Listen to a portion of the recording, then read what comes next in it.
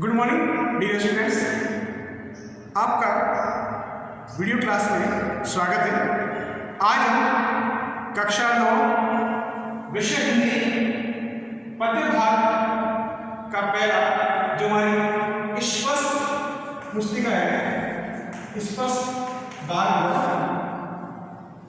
उसका पहला पाठ या पहला काव्य पाठ है रैदास के बारे। आइए इस काव्य पाठ को पढ़ते हैं। काव्य पाठ को पढ़ने से पहले हम हमारे पदों के रचयिता रैदास जी का जीवन परिचय जानते हैं। उसके बाद हमारे पास जो भी हमारे पद है उनकी पूरी 100% व्याख्या जानने का प्रयास करते हैं। तो आइए सबसे पहले हम रैदास जी के जीवन परिचय के बारे में जानते हैं। रैदास जी का जीवन काल यानी जन्म 1388 माना जाता है और उनका देहावसान यानी उनकी मृत्यु 1518 में मानी जाती है। आइए हम जानते हैं विस्तारित रूप से उनके जीवन परिचय के बारे में कि इन्होंने किस प्रकार से अपना जीवन का बहुमूल्य योगदान इस हमारे काव्य रचना में दिया। रैदास का नाम विख्यात संत रविदास यानी उनका उर्फ नाम रैदास था, उनका मूल नाम रविदास जी था। रविदास का जन्म सन 1388 और देहावसान यानी उनकी मृत्यु सन 1518 में बनारस में ही हुआ। ऐसा माना जाता है कि इनकी ख्याति से प्रभावित होकर सिकंदर लोदी ने इन्हें दिल्ली आने का निमंत्रण भेजा था। मध्ययुगीन साधकों में रैदास का विशेष स्थान है। कबीर की तरह रैदास भी एक संत कोटि के कवियों में गिने जाते हैं। मूर्ति पूजा, तीर्थ यात्रा जैसे दिखावों में रैदास का जरा भी विश्वास नहीं था। यानी मूर्ति पूजा करना, तीर्थ यात्रा करना या दिखावटी करना, जैसे ढोक रचना इसके घोर विरोधी माने गए। वह व्यक्ति की आंतरिक भावनाओं और आपसी भाईचारा को ही सच्चा धर्म मानते थे। तो स्पष्ट हो गया कि रविदास जी ने आपसी भाईचारे को बढ़ावा दिया, लोगों के आत्मीयता के भाव को अधिक विकसित करने का प्रयास किया, लोगों के प्रति स्नेह और प्रेम का भाव बताने का प्रयास किया। रविदास जी का अन्य लोगों के साथ या अन्य देवताओं के साथ अनन्य भाव की भक्ति की तरह उनका प्रेम भाव था।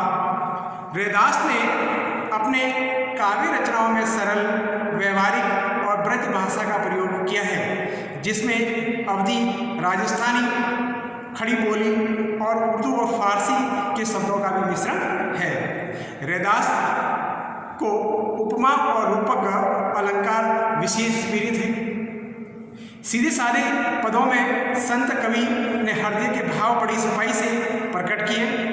इनका आत्मनिवेदन, दैन्य भाव या देवताओं के प्रति भक्ति भाव और सहज भक्ति पाठक के हृदय को उद्वेलित करते हैं। रैदास जी के 40 पद हैं जो सिखों के पवित्र धर्म ग्रंथ गुरु ग्रंथ साहिबा में भी सम्मिलित किया गया है। आइए अब हम जाने यहाँ जो हमारी पाठ्य पुस्तक है स्पर्श है, जो कक्षा 9 के लिए, इसके अंतर्गत रैदास जी के 2 पद है। 2 पद वो कौन कौन सी भक्ति भाव बतलाते हैं वो आगे हम विस्तारित शब्द व्याख्या के द्वारा जानने का प्रयास करें, लेकिन इसके बारे में छोटा सा परिचय पहले जान लेते हैं। यहाँ रैदास के 2 पद लिए गए। पहले पद, प्रभु जी तुम संदर हम पानी, में कवि अपने आराध्य और अपने देवता को याद करते हुए उनसे अपनी तुलना करता है। उसका प्रभु बाहर कहीं किसी मंदिर या मस्जिद में नहीं विराजता, वरन उसके अपने अंतस में या आंतरिक भाव के अंतर्गत सदा विद्यमान रहता है। यही नहीं, वह हर हाल में, हर काल में उससे श्रेष्ठ और सर्वगुण संपन्न है। इसलिए तो कवि को उन जैसा बनने की प्रेरणा मिलती है। ये तुम्हारा पहला पद है, उसका मूल भाव है जो हम जानने का प्रयास किया, और उसके बाद सब व्याख्या में पूर्ण रूप से कवि जी कहना चाहते हैं वो जानने का प्रयास है। जो दूसरा पद है, दूसरे पद में भगवान की अपार उदारता, कृपा और उसके समदर्शी भाव संभाव का वर्णन है। रैदास कहते हैं कि भगवान ने कथाकथित निम्न कुल के भक्तों को भी सहज भाव से अपनाया है, कि नीचे कोटि के जितने भक्त संत हुए उनको भी उच्च स्थान प्रदान किया है, जो अगले वाले पद में जानने का प्रयास करें, और उन्हें लोग या लोगों के अंतर्गत सम्मानित स्थान दिलाया है। तो आइए अब हम जानते हैं रैदास या रविदास जी द्वारा लिखित पदों रैदास जी ने हमारे पाठ्य पुस्तक में 2 पद है, जिसका पहला पद आपके सामने और स्पष्ट लिखा गया है। मैं इसको पंक्तिबद्ध सप्रसंग व्याख्या से बताऊंगा, ध्यान से सुनने का प्रयास करें, प्रत्येक शब्द में समझाऊंगा। यदि किसी प्रकार की और शंका हो तो आप बाद में मुझे व्हाट्सएप मैसेज के माध्यम बता सकते हैं। आइए सबसे पहले जानते हैं इस पद की कठिन शब्दार्थ। कठिन शब्दार्थ पहले इसलिए जानना जरूरी है क्योंकि हम जब शब्दों के बारे में हम अपनी भाषा में जान लेते हैं, तो जब भी हम इस पंक्तियों का सप्रसंग व्याख्या करते हैं पदों का, तो आपको जल्दी से समझ में आता है।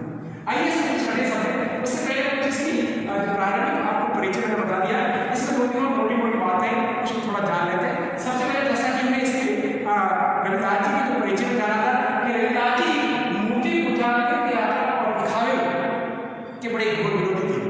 स्पष्ट है, इन्होंने ईश्वर से सीधा संबंध बनाने का प्रयास किया। वे ईश्वर को अपने हृदय के अंतर्गत बसे हुए मानने का प्रयास करते हैं। उनका मानना है कि ईश्वर कर्म में व्याप्त है। दूसरा बात जो बहुत महत्वपूर्ण इसके अंतर्गत रविदास जी द्वारा लिखित जो पद है, उन पदों में से 40 पद है जो सिखों के जो धर्म करते हैं गुरु ग्रंथ साहिब में भी लिखे गए। ये से निकटतम विषय वस्तु जाने का प्रयास है। आइए अब हम जानते हैं वापिस कि जो हमारे रैदास जी के जो पद है वे सारे के सारे कैसे पद है, भक्ति पद, भक्ति पर पद है, यानी भक्ति आस्था पर आधारित है। ईश्वर के प्रति अपने अनन्य भाव बताया गया। अब देखिए, अब इस आधार पर जैसा कि हमें इस पद के अंदर सबसे पहले हमें कठिन शब्दों को जानना है, उसके बाद हम सप्रसंग व्याख्या बताने लगेंगे। उससे पूर्व मैं इस व्याख्या को पढ़ने का प्रयास करता हूँ, आप सुनने का प्रयास करें। रैदास जी कहते हैं ईश्वर को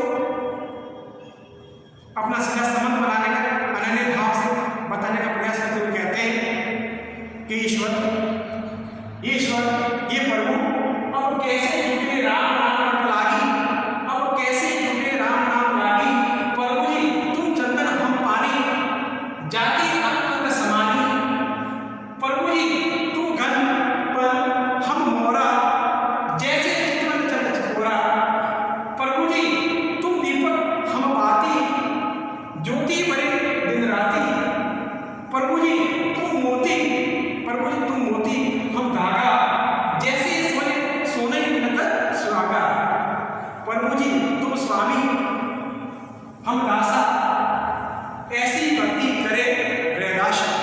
तो देखिए इस पद के अंतर्गत कवि रैदास जी ने अनन्य भक्ति के माध्यम से ईश्वर को सीधा संबंध बनाने का प्रयास किया है और ईश्वर को इस प्रकार बताने का प्रयास किया है कि आपका और हमारा संबंध है बहुत ही निकट है। यहाँ देखिए विभिन्न प्रकार के एग्जाम्पल देंगे, उदाहरण देंगे। उन उदाहरणों के माध्यम से रविदास जी बिल्कुल स्पष्ट करना चाहते हैं कि किस प्रकार हमारा आपके साथ संबंध है। वो संबंध विभिन्न प्रकार के विषय वस्तु को जोड़कर बताने का प्रयास किया है। तो आइए सबसे पहले कठिन शब्द जाने का प्रयास करें। छूटे पर छूटना, रट लागना, माने किसी चीज को बार बार अभ्यास करते हैं उसको रट लागना कहते हैं। चंदन आपको जानते एक पदार्थ है जो लकड़ी से जो लकड़ी का एक पौधा है और उसकी जो लकड़ी होगी उसके बाद उसको जब घींचते हैं तो उसमें से जो पाउडर निकलता है इस प्रकार का, तो उसको चंदन कहा जाता है। उसी प्रकार की हमारे शरीर का प्रत्येक पार्ट को कहा गया पर वो जी गन माने बादल को कहा गया, वन माने जंगल है। जैसे यहाँ पर बहुत सारे जिसमें एक शब्द है जाकी, जिसकी बास या सुगंध को कहा गया है। समाने ना समा गया, घर बादल, वन, जंगल, मोरा, मोर पक्षी के लिए शब्द का प्रयोग किया गया है। चिंतवन माने देखता है, चंद्र माने चांद, ज्योति यानी दो, बड़े माने जलती है, दासा यानी सेवक। ये लगभग इस तरह से जो कठिन शब्द सामान्य तौर से जिनको हम खड़ी बोली के माध्यम से आपको बताने का प्रयास किया। उसके साथ साथ में देखिए एक इसके अंदर अलग शब्द है, उसको जान लेते हैं। उसके बाद हम आगे जो हमारे दिए गए उस विषय को जानने का प्रयास करते हैं। इसके अंदर देखिए चकोरा है।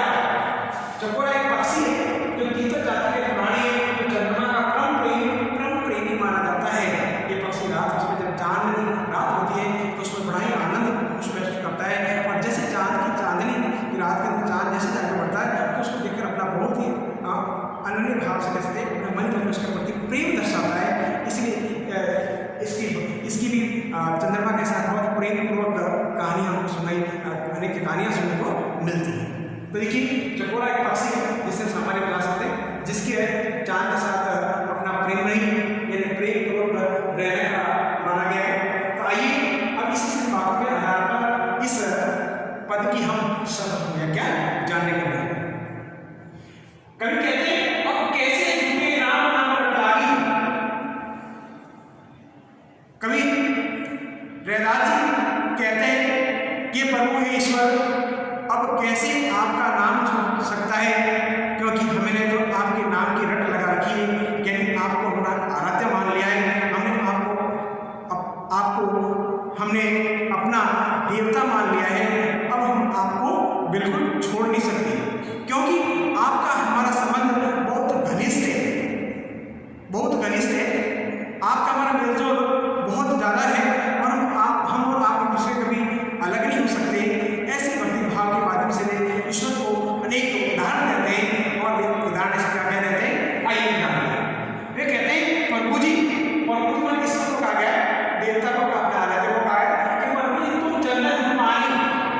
वे कहते हैं कि ये प्रभु यदि आप चंदन है तो हम तो चंदन में मिलने वाला पानी है, यानी चंदन में जब पानी मिल जाता है तो उसकी खुशबू निकल जाती है, यानी दोनों को मिलने के बाद अपना अलग ही उदाहरण कर लेता है। इसीलिए कहा गया है कि यदि आप चंदन है तो हम पानी है और हम आपके साथ घुलनशील है। फिर उसके बाद कहते हैं जाति अंग में समानी, और उसमें के अंदर बिल्कुल मिल जाती है और उसके अंदर से बड़ी सुगंध खुशबूदार हो जाती है। उसका प्रत्येक अंग है बड़ा ही खुशबूदार हो जाता है। फिर कहते हैं कि प्रभु जी तुम घन वन हम मोरा, कि ईश्वर यदि आप आकाश में मंडराने वाले बादल हैं तो हम जंगल में नाचने वाले मोर हैं। यानी हम सभी जानते हैं जब बारिश के मौसम में गलगोर घटाए या बादल उमड़ कर आ जाते हैं तो उनको देखकर जो मोर पक्षी है बड़ा ही प्रफुल्लित खुश होता है और उन बादलों को देखकर अपना नृत्य करना प्रारंभ कर देता है। उसी बात को लेकर कहा गया है कि यदि आप बादल हैं तो हम जंगल में नाचने वाले मोर हैं, यानी आपका हमारा बड़ा ही संबंध है, एक दूसरे के प्रति प्रेम भाव है। फिर कहते हैं जैसे चितवन चंद्र चकोरा। फिर अगर उदाहरण लेते हैं कि जिस प्रकार से चांदनी रात के अंदर चंद है चांद चकोर पक्षी देखकर बड़ा ही अपना प्रेम भाव दर्शाता है, उसी प्रकार जब आप बादल बनकर आ जाते हैं तो हम आपको देखकर बड़े प्रफुल्ल होते हैं और अपना नृत्य करते हैं। फिर ये कहते हैं कि प्रभु जी तुम दीपक हम बाती। वे कहते हैं कि ईश्वर यदि तुम दिन रात जलने वाले दीपक हैं, यानी दुनिया को उजाला देने वाला दीपक है, तो हम उसके अंतर्गत जलने वाली बाती हैं।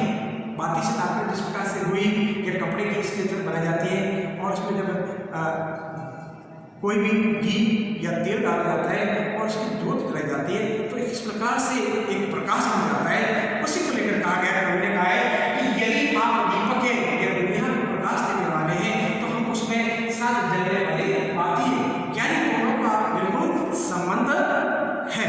फिर आगे कहते हैं कि जागी ज्योति बड़ी दिन राती, और जिसकी ज्योति यानी जिसकी लौ है जो दिन रात जलती रहती है, यानी दुनिया को प्रकाश देती रहती है। फिर आगे देखिए प्रभु क्या कहते हैं, उन्होंने भक्ति के भाव में अपने ईश्वरी भक्ति के साथ में कहते हैं कि प्रभु जी तुम मोती तुम धागा। वे कहते हैं कि ईश्वर यदि आप माला में पिरोने वाले यदि मोती हैं तो हम उस मोतियों के अंदर गुंथने वाले धागे हैं, यानी दोनों का संबंध बड़ा ही घनिष्ठ है, यानी एक दूसरे के बिना अपना काम नहीं हो सकता। यदि आप मोती हैं तो हम धागा है। जैसे उदाहरण कहते हैं, फिर कहते हैं कि जैसे सोने की सुहागा, जिस प्रकार से सोने पर सुहागा लगा दिया जाता है तो सोना अपना रूप खिला जाता है, यानी एक दूसरे का मिलन हो जाता है। फिर देखिए अंत पद के अंतर्गत अपने ईश्वर अपने आराध्य को रैदास अपनी भक्ति भाव के साथ में बतलाने का प्रयास करते हैं कि प्रभु जी यदि आप स्वामी हैं यानी आप इन लोगों के देवता हैं, तो हम आपके दास हैं यानी हम आपके सेवक हैं। दास आपका सेवक। यदि आप स्वामी हैं यानी आप हमारे ईश्वर हैं, तो आपके दास ही सेवक हैं यानी हम आपकी सेवा करने वाले हैं। इसी बात को लेकर कहते हैं, सारी किसी बात को लेकर रविदास जी अपने ईश्वर को बड़ाई अनन्य भाव को देखते हुए, कनिष्ठ को देखते हुए कहता है कि ऐसी भक्ति करे दशा, और इस अनन्य भाव की भक्ति भाव यानी बिना निस्वार्थ की भक्ति भावना ये केवल रविदास जी कर सकते हैं। तो देखिए इस पहले पद के अंतर्गत